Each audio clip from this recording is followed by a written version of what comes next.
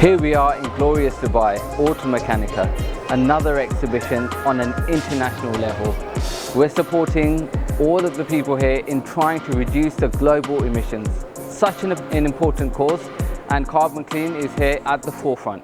So today we're at the Carbon Clean stand supporting our Middle Eastern distributors. It's going very well. We've met new and existing clients here from Africa and the Middle Eastern region. And in the area, the whole problem of emissions is now really hotting up in the press, and it's good that our DPF machines and our Carbon Clean machines are the latest products that are going to definitely help the market.